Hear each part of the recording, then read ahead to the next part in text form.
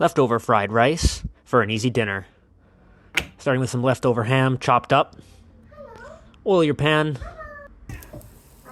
Put the ham in the pan, gently fry it off.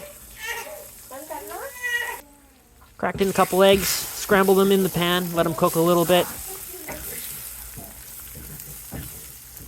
Add in some frozen vegetables, straight from the freezer, into the pan.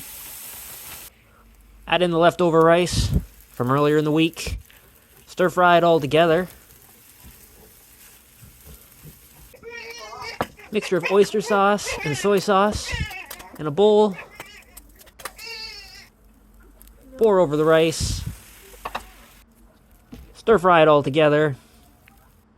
Put in a bowl, finish with some sesame oil. Keep it simple.